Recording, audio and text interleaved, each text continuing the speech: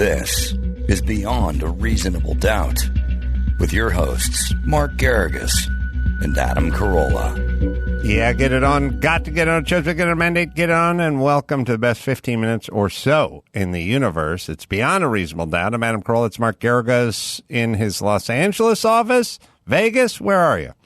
New York City. New York City. And a beautiful day today. Oh, yeah. So, subjects, well, what's on your mind? We've got a couple of things. You know, there's breaking news in the legal community. For those who follow such things, Michael Avenatti, erstwhile client of mine, and on trial in Orange County Federal Court for the last number of weeks. As we are taping this, he had basically taken over his defense, was trying it what's called pro se, which means he was, in the state court system, you call that pro per. He tried his own case. People were mocking him for it. But Judge Selna, the federal judge in front of it, just granted Michael's motion for a mistrial, meaning the case will not go to the jury. The jury has been discharged.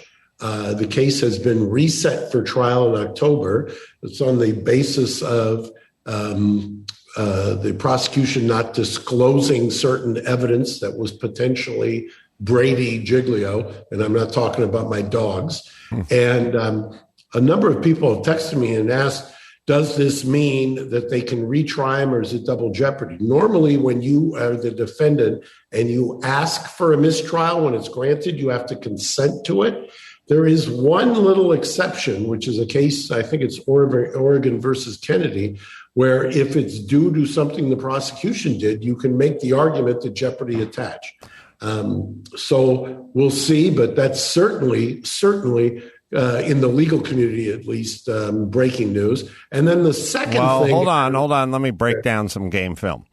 Okay. Not specific to this case, but famously, the subway shooter defended himself, or the subway attacker, or whatever it was. Back in the day, guy stabbed a bunch of people with a screwdriver in the New York, or he shot someone with a screwdriver in New York City subway system. He defended himself. Now, everyone said he was nuts because he was nuts and he wasn't a qualified attorney. But, Mark, you're a qualified attorney, and you probably couldn't hire anyone who was better than you to defend yourself.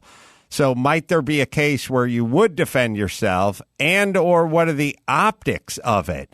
Does the judge and jury like that? Like this, who knows the case better than this guy? He's an attorney.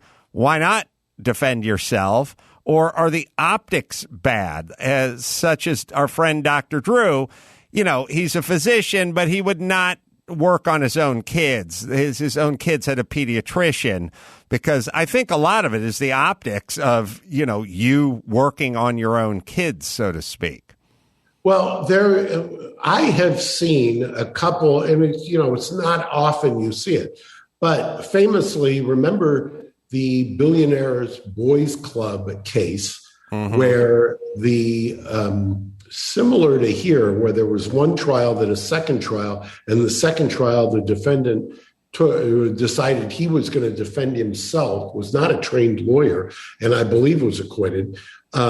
Michael here, by all accounts, was performing admirably, was getting all kinds of concessions on cross-examination from witnesses who he knew very well, obviously his clients, his paralegal, people of that nature. Plus, if you have a problem with taking the stand, meaning they're going to get into things you do not want the prosecution to get into, there is an advantage to defending yourself, especially if you're a skilled lawyer, because you can basically do what you normally would do if you were a witness, which is the jury can kind of see you, feel you, touch you, so to speak, without having to take the stand, without having to be cross-examined. So there are clearly advantages to it. And here in this case, a case that most legal observers were saying was a uphill battle, and achieved a mistrial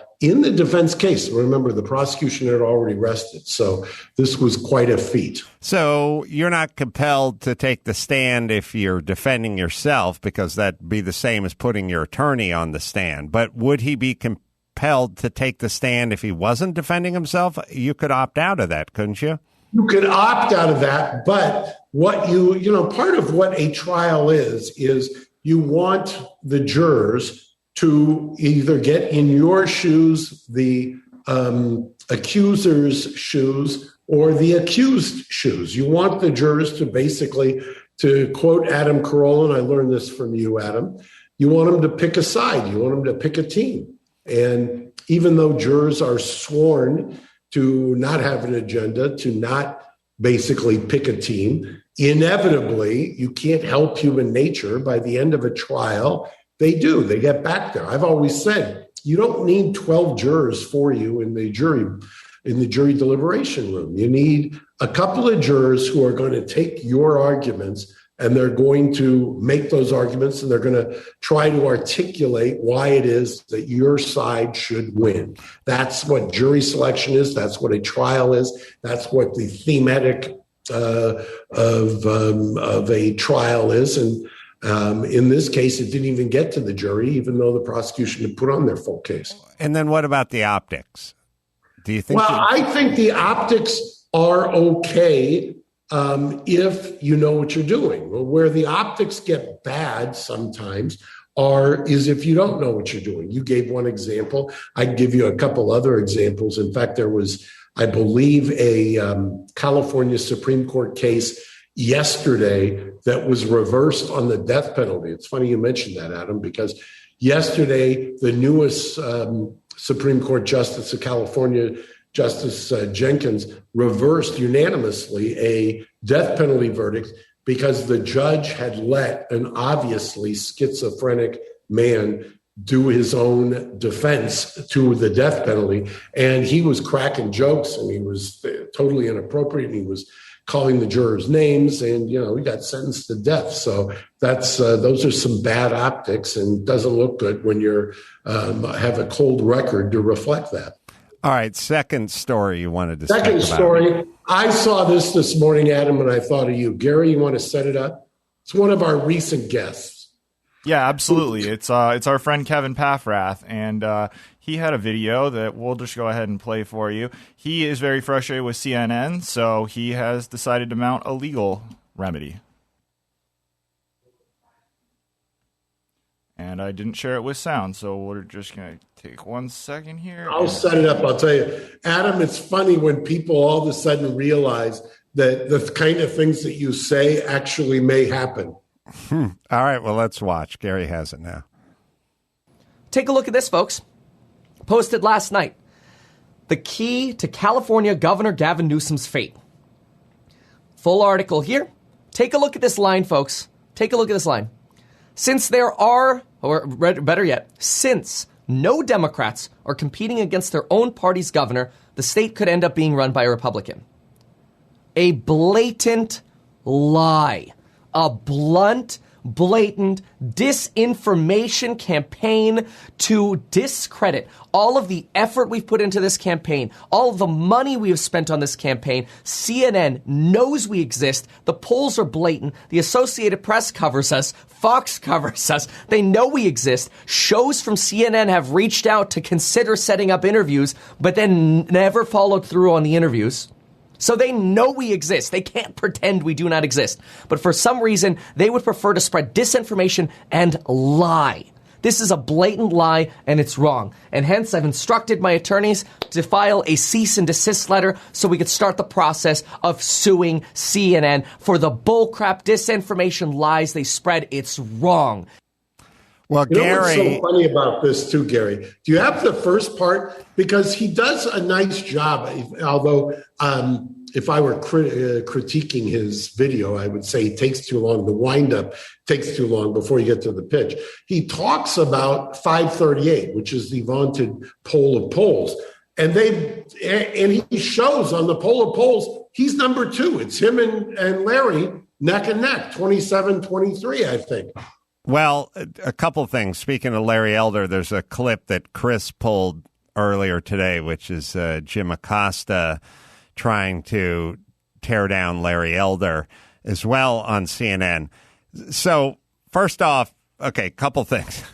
This is a California recall. This CNN is global. This is one state. But number two, when did they anoint themselves the champion for the Democratic Party? I mean, it's blatant what's going on here. The clip I'll share with you whenever we run it down is Jim Acosta going after Larry Elder. I thought you guys were supposed to kind of sit back, wait for news to break, and then report the news, not be literally a Democratic operative. Like, you are now part of the DNC. You're campaigning. And yes, that's a blatant lie, and then it just gets into stupid or liar. It's very discernible to find out if there's another Democratic candidate in this. Also, it's an interesting conceit that comes from CNN, which is a Democrat has run this state into the goddamn ground. But you people of California, you would never want to consider a Republican running the state, would you? Well, that's exactly what we're considering when we're getting rid of Gavin Newsom, or at least attempting to. I'll play the Jim Acosta clip as well. It's so great. The LA Times is calling Larry Elder a racist, and CNN is calling him sexist. This, by the way, when you're out of arguments on policy, or you never even offer up arguments on policy, this is what you do. You call a black man racist. That's what the LA Times does. And then it's like racist, sexist, sexist, racist. LA Times did worse. Pull up the article. We'll find it. We'll find it in a second. First, I'll play the Jim Acosta thing if Gary has it. He's on with Daryl Issa. Women that have marched, something like 2 million women. Donald Trump has probably gotten more obese women off the couch and in the streets working out than Michelle Obama did in 8 years. Do you think Larry Elder should be the next governor of California? I think Larry Elder, with tens of thousands of hours on the air, entertaining and thought-provoking, if that's the most, that's not entertaining. That's disgusting. What he just said is disgusting. I mean, that's not. All right, shut up, Jim Acosta, you asshole. What he just said was disgusting. Larry Elder does a nightly talk show. Larry Elder is an entertainer. Larry Elder is making a joke, but it's also kind of a poignant joke, which is, this is 2017. This is during the Million Woman March. He basically said Donald Trump compelled more fat women to get off the sofa in March and burn some calories than Michelle Obama did with her Get Out and Exercise campaign. A, it's probably true. B, it's clearly a joke. And Jim Acosta from CNN says it's disgusting. It's disgusting. When did you guys become campaign organizers? When did you run campaigns? I don't get it. And first off, as Daryl Issa said, if that's all you got on Larry Elder, then you don't have anything. He's a talk show host who made a joke about fat chicks getting exercise. Sorry, go ahead, Mark. Well, by the way, kind of segues in a weird way into the third thing, final story that I want to talk about for a second. This getting more obese people, or talking about fitness, or this or that. A story that's kind of flown under the radar, but I saw the statistics today, is Israel, which is probably the most vaccinated country in the world. I think higher than 80%. Israel now is having a COVID crisis. I don't know if you've seen this. Yes, I do know it. In excess of 80% of the country has been vaccinated with the platinum, the gold standard of vaccines, which is Pfizer. I mean, it's predominantly Pfizer, if not almost exclusively. And now people are wondering, wait a second here. We were told that we needed to get to X percentage, that we had to have X percentage. And mind you, I took my one and done jab of Johnson & Johnson, and I encourage everybody to get vaccinated. But what I would like to point out here, which is something that is more nuanced than I think most people can understand, and I hate to say it, Adam, we've been talking about this for going on over 18 months. You cannot accept blindly what the so-called experts are telling you. You don't understand. They don't know. They don't know what they are talking about. If you cross-examine them, and here you've got data, and I believe it was today, their head epidemiologist was the one who had said the data doesn't lie. This is concerning. And I agree, it is concerning. There is something going on with this virus that the scientists don't know about. When they claim to know about, or that it's orthodoxy, or that they get it, or that that this is the truth, and you can't have these dissenting voices. There's a real problem here. I mean, anyway, I'll let you talk about it. And I'm not an anti-vaxxer. I'm not somebody who's denigrating everyone else. What I'm saying is stop anointing people as the fount or the moral high ground of expertise, because they don't know. They're flying blind. Well, Israel's ahead of us by several months with the vaccination. So a lot of people that are doing their due diligence are studying Israel as a sort of test sample group, kind of way we studied Sweden before the news that came out of Sweden wasn't that dire. And then we kind of left Sweden alone because they weren't giving us the dire news that we required to sort of fuel the mainstream media. The data dire dereliction, right?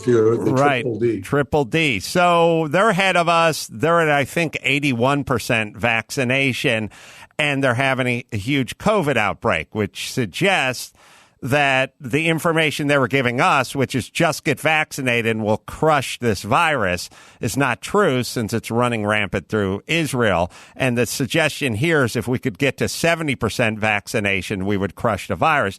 The next pieces of data that are coming out that mainstream media is not talking about is a lot of the information coming out on masking now looks like it's somewhere between 10% and worthless, and utterly worthless for school-age kids.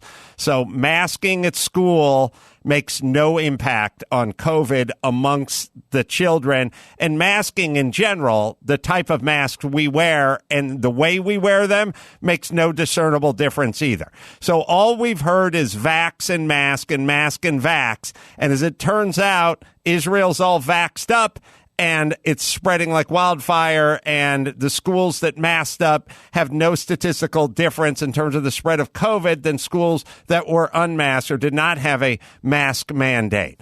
So, they were wrong about almost everything. They continued to be wrong about almost everything. And what they really should have been talking about is therapeutics and lifestyle and health and vitamin D and zinc and sunshine and losing the COVID-20 you'd packed on. There should have been some discussion on that. We did not get that. We just got a bunch of school-age kids and hand-wringing and, Rochelle Walensky speaking as a mother. Sorry. And by the way, 2 hours ago, I was on what's called a meet and confer. That's when the other side who you're suing or you're opposed to has to, before they bring a motion, they've got to talk to you. They've got to ask you questions. And it was on some of the COVID-related cases that we brought. And the representatives from the state of California, the lawyers, who are all fine people and people that I enjoy talking to, asked me and really wanted to know, is it true that I was claiming that you have a right in America, and specifically in California? This was the question. Do you have a right to assert that the government should compensate you if it takes away your ability to run your business? That concept is foreign to them, if you can believe that. Right. The fact that I have clients who I am trying to get the state to compensate for the fact that they were closed down unnecessarily and without any science or data or anything else, that it's beyond their purview. And they believe it genuinely, I'm sure. They just don't think that's a right. You don't have a right to run your business. You don't have a right to have a protected constitutional ability to keep your business afloat. And, I sit there and I think to myself, Adam, can you imagine 10 years from now or 20 years ago, somebody making this argument? But now it just goes and it's like you're supposed to engage rationally. Oh, look what's going on in Australia and New Zealand. I mean, they're literally, it's funny as we bring up Israel as a kind of precursor.